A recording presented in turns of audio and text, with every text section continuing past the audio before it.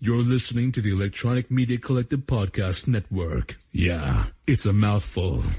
For more great shows like the one you're about to enjoy, visit electronicmediacollective.com. Greetings, Earthlings. You're listening to the Pro Wrestling Mothership Network.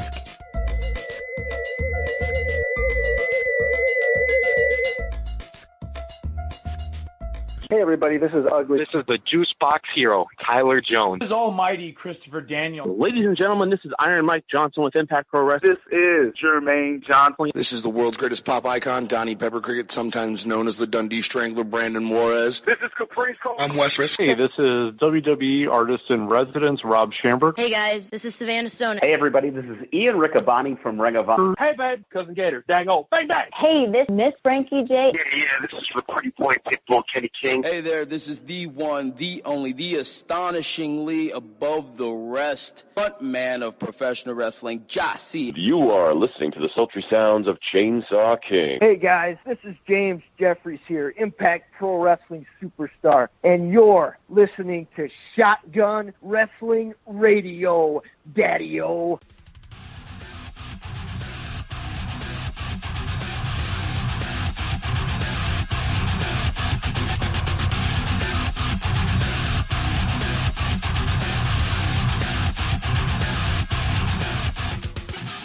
Welcome, ladies and gentlemen, to another edition of Shotgun Wrestling Radio. I'm your host, Zach Takis, joined as always by the Zigman, Zach Grigg.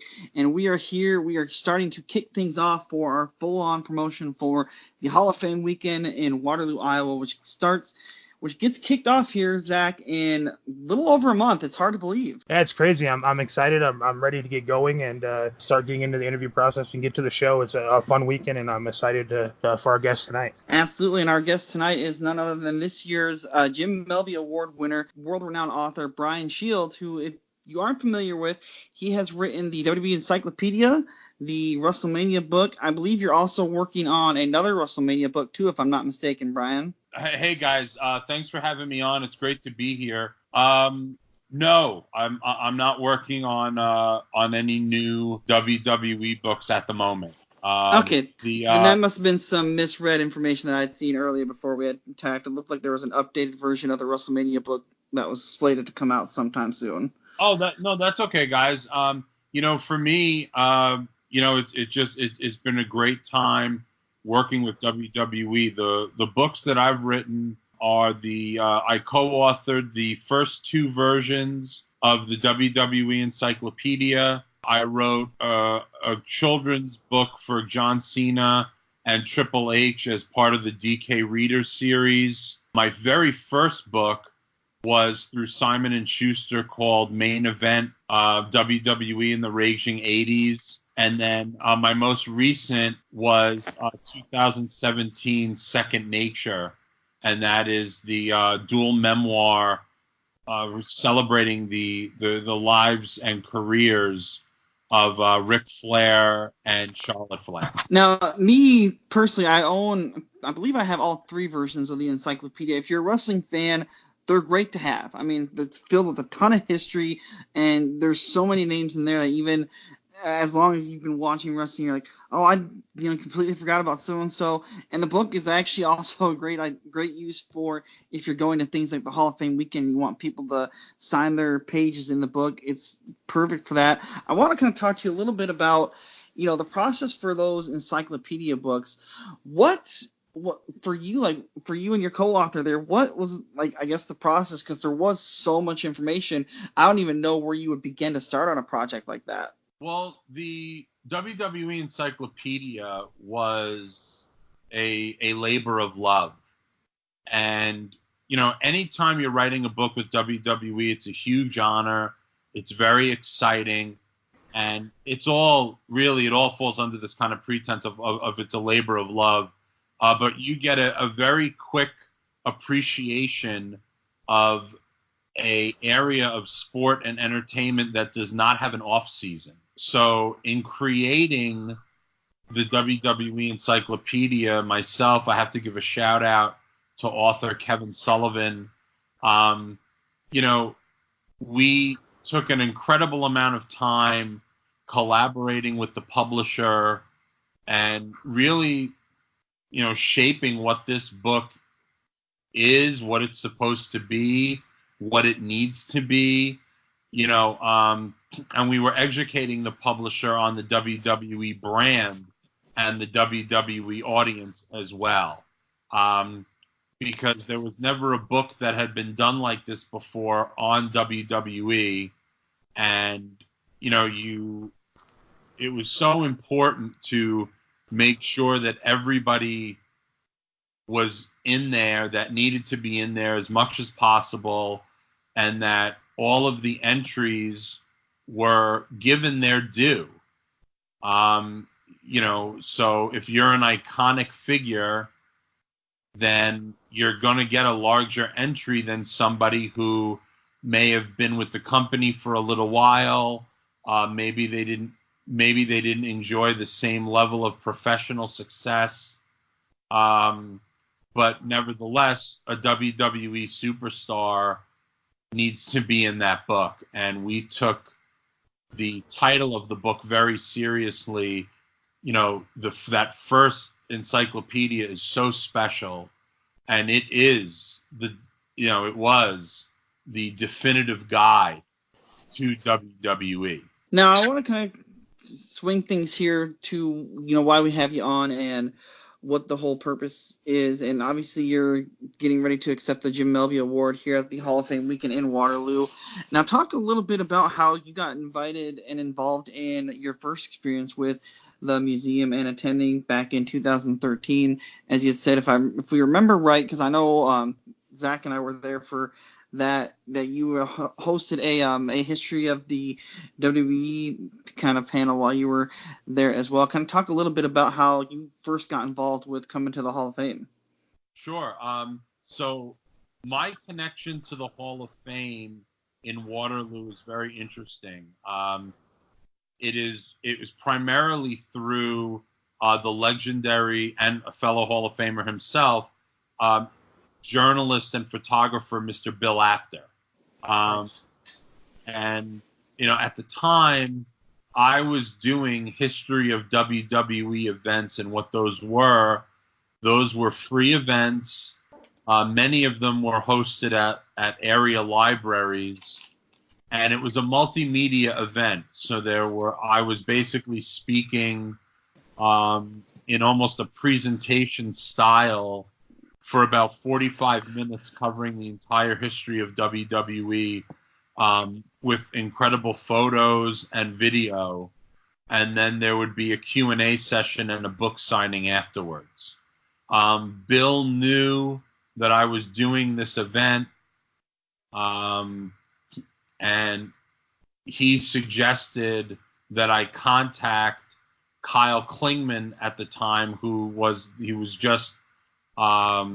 was the longtime director at the museum and Hall of Fame, and that's how I got together. And then once that conversation started, actually Adam Martin, who used to be one of the head people at WrestleView, actually helped me as well set the whole event up. He was the MC, hosted the Q&A. So that was kind of my first introduction to the Hall of Fame. And guys, I got to tell you, it was an incredible place then. You're just overcome by the history that is in that building. I met Rob Schamberger that weekend in 2013 as well. And to be able to go back there in a month, essentially a little over a month, after they just did a beautiful over $1 million in renovations, to receive an award as prestigious as the Melby Award, I'm really taken aback by it, and it's something that I'm still trying to wrap my head around, frankly.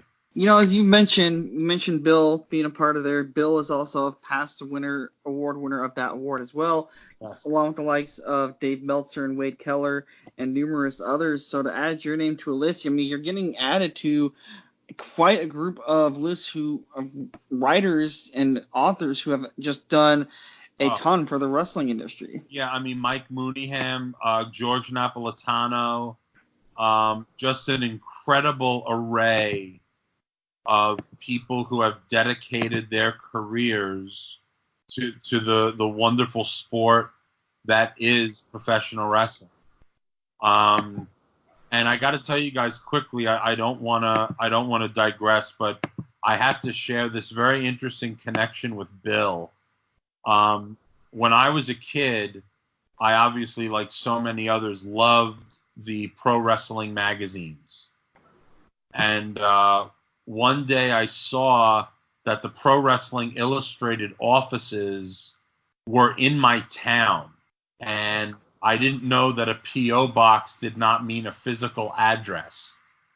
So I remember I rode my bike across town, and I could not find this address.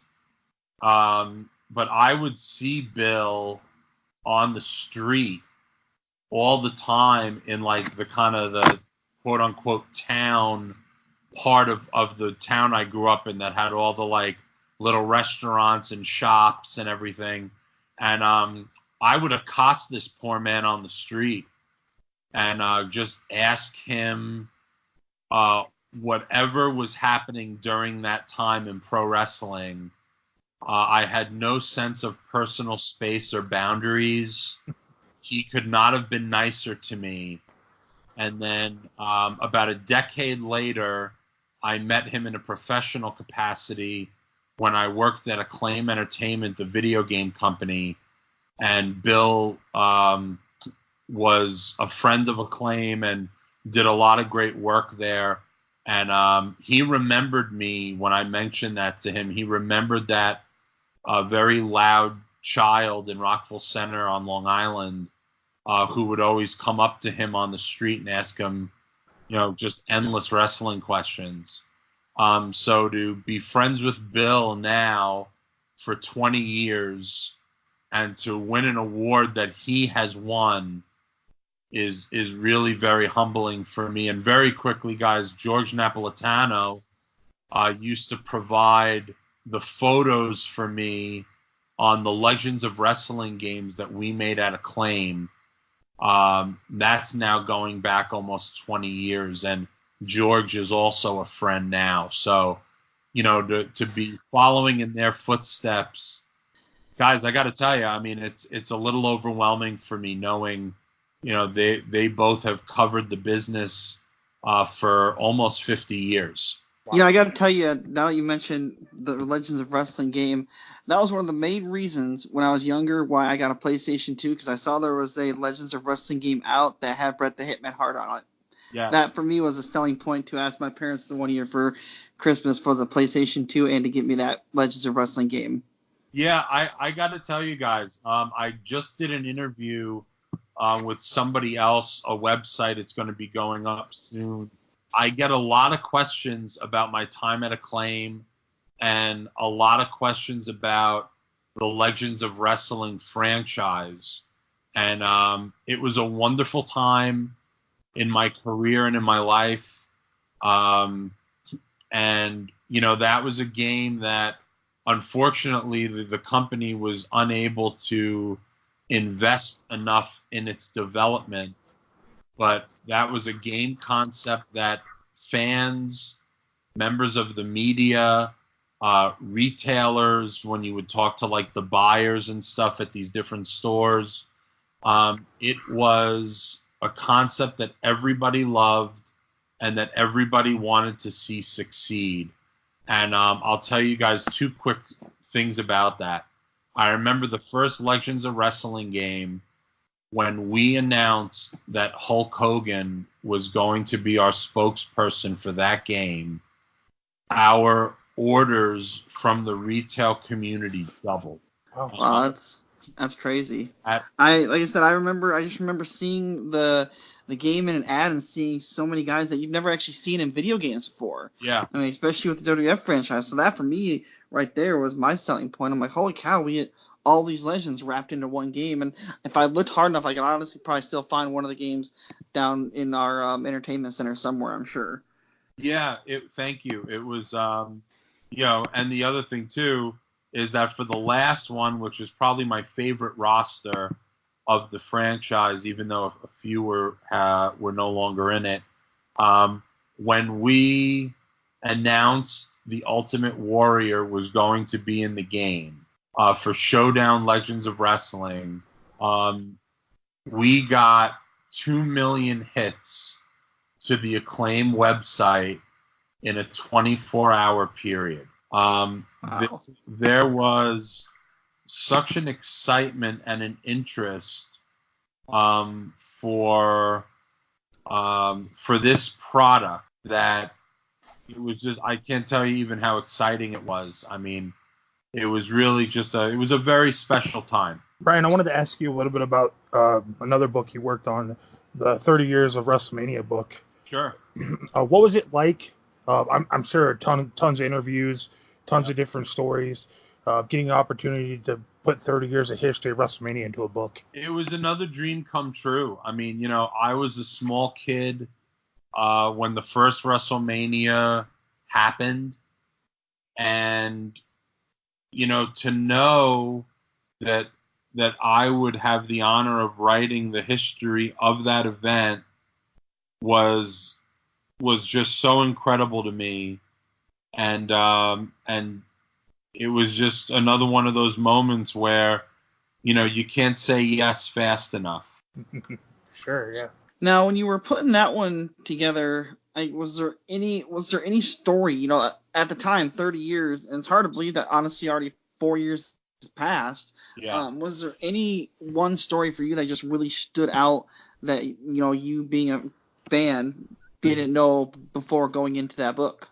What I really loved was learning about just how big of a gamble this was for Vince and Linda McMahon to launch. I mean, that was what I really enjoyed, was learning that they literally put it all on the line. And the talent knew it as well. And, and so many people said if the first WrestleMania, not if it didn't do well, not if it was well received, if the first WrestleMania was not a huge unanimous blockbuster, then the company that we know today as WWE would probably not exist.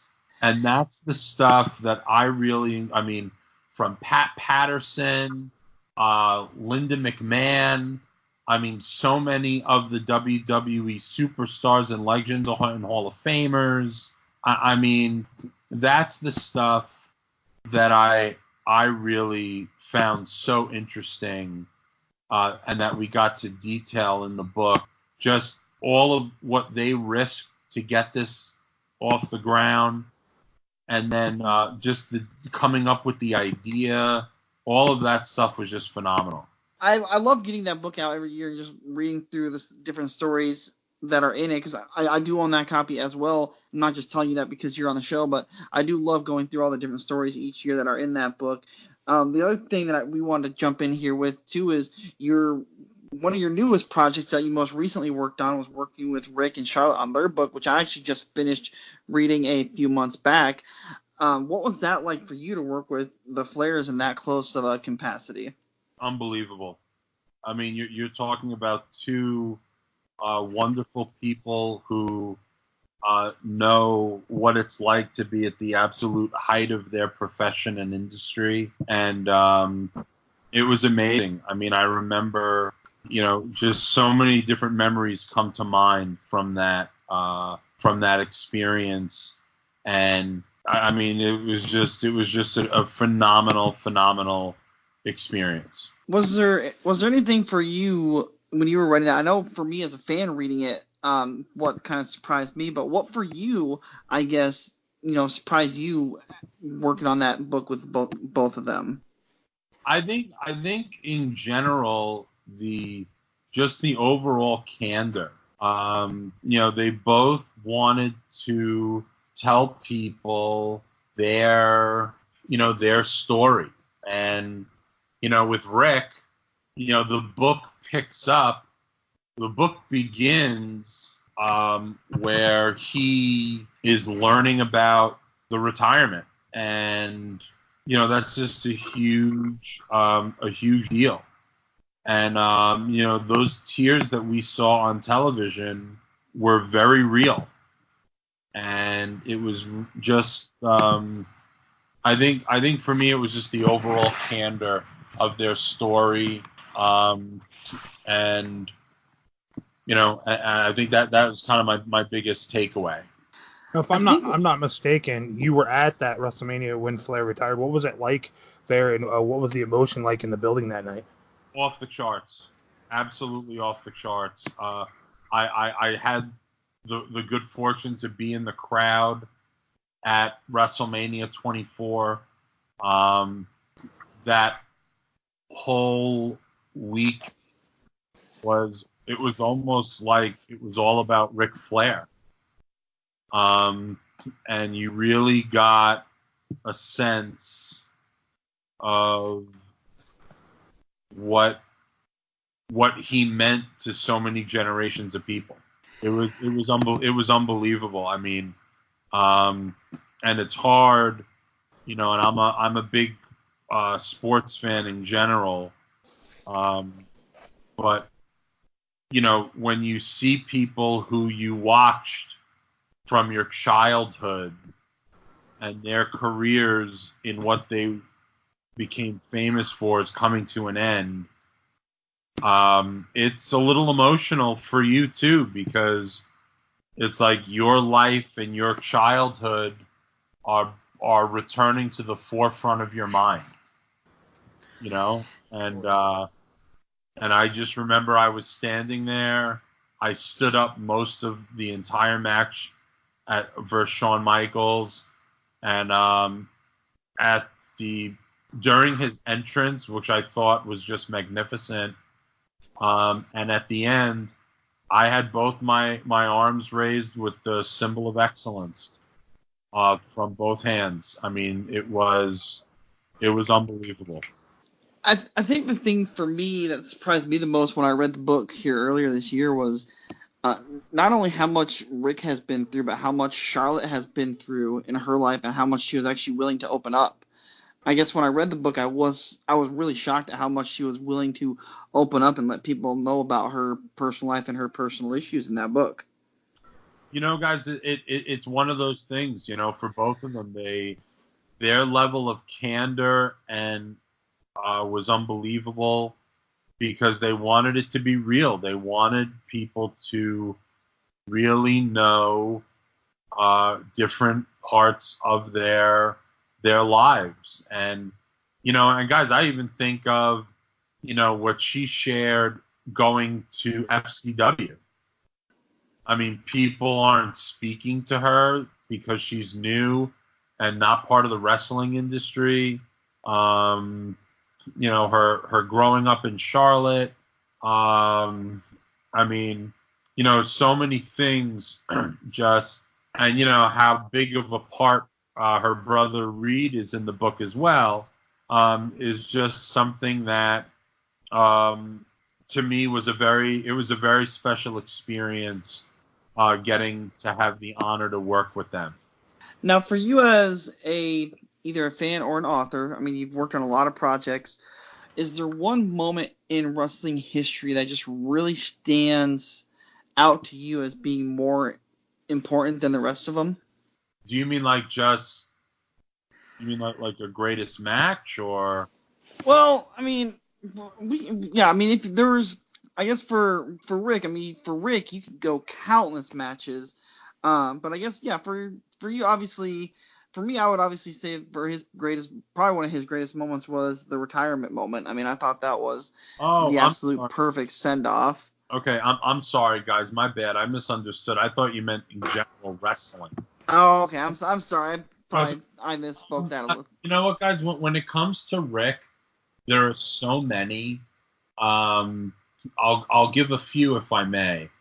I immediately think of, the Jim Crockett,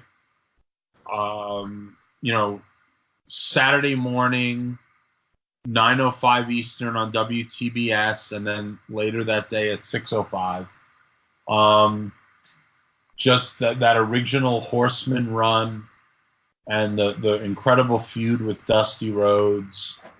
I think of his series of matches with Ricky Steamboat when Steamboat came back to the NWA in the late 80s, 89. I do think of his his real debut in WWE and the WrestleMania main event that never was. It was such a big deal at the time in 1991 that Ric Flair showed up on WWE TV, that he has the big gold belt on, and that it was acknowledged. I mean, WWE very rarely during those years from, I would say almost exclusively from 83 or 84 on, almost never acknowledged someone else's past or had them as the character or persona that they were before they got there. So this was a huge moment at the time. Of course, we all know it didn't work out the way that a lot of the fans wanted it to, but and then I think that send-off, that retirement send-off for Rick is, I'm going to say probably just because I haven't seen every send-off in sports, but it's one of the most iconic send-offs in sports. And I remember, Kareem Abdul-Jabbar and Dr. J in basketball, Lawrence Taylor in football, Derek Jeter for baseball, even Michael Jordan, his second retirement, that send off. I mean, I remember certain send offs, and even in the wrestling business as well. Nobody has had anything like what Rick had. So to me, those moments are just very special, and that's what I think of. Now, before we let you go, I want to ask you, kind of now talking just wrestling in general, is there one moment for you that stands out more than other? It could be a match, it could be an actual event that happened in wrestling. You've covered so much. Is there one that stands out to be, I guess, a personal favorite for you as far as a moment in history of professional wrestling? There are. Can I give you guys a few? Because I'm terrible at picking just one. The enormity of the first WrestleMania, the enormity of the first War Games, the magnitude of WrestleMania 3, Hogan Andre,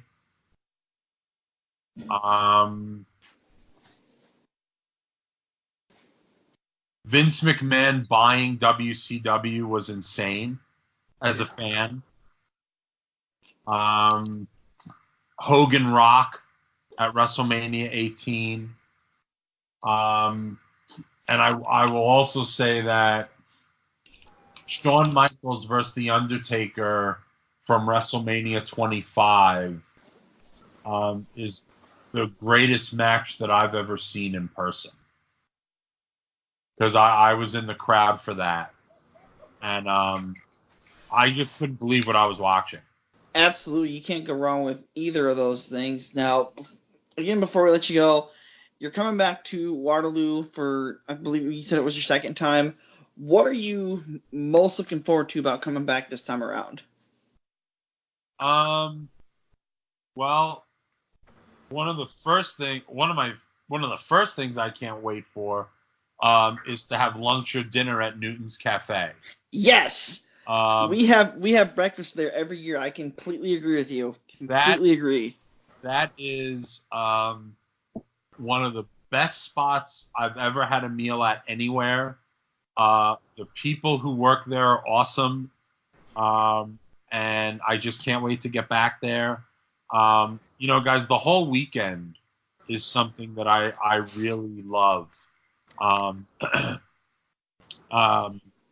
The atmosphere around the museum and Hall of Fame in the building. That induction evening is amazing as well. So, and I got to tell you guys, I've kept in touch with so many people who I met during that weekend, and we have become friends over the last 6 years. I can't wait just to go back there and see everybody. And I wish I could get to Waterloo for this every year because it's such a special weekend and the people are so phenomenal. So I can't wait to get back there. We're excited too. It's an annual weekend for us. I was talking to my brother-in-law about it the other day, and for us, we put it on our calendar every year. It's just for us, it's an annual weekend to go and have fun, and like you said, everybody's so nice and pleasant. And the one thing, I don't know if you've heard yet, but they recently here this past year did a beautiful remodel of the museum. The museum's been completely redone from top to bottom, so I'm looking forward to getting in there and seeing what the museum looks like. Guys, I can't wait. I've only seen the pictures that were posted on the Hall of Fame's website, but I cannot wait for that. And I hope I get to see you guys at some point during the weekend. Oh yeah, I'm sure for sure you will. I know we'll probably be up there on Thursday this year, and we'll be there for the whole weekend. So be sure to come over and introduce ourselves to you as we see you throughout the weekend. And yeah, we're looking forward to it. Before we let you go, you have any social medias or any upcoming events or any upcoming books that you would like to plug here while you're on the show? Oh, thank you so much. Guys, first off, thanks again for having me. It was great being on the show. I don't like being followed, but I make an exception for social media. If your audience would like to keep up with me, I'm on Twitter and Instagram at It's Brian Shields, all one word, ITSBRIANSHIELDS. Twitter, Instagram, and Facebook. And guys, I talk about wrestling, old school wrestling, the today's current stuff.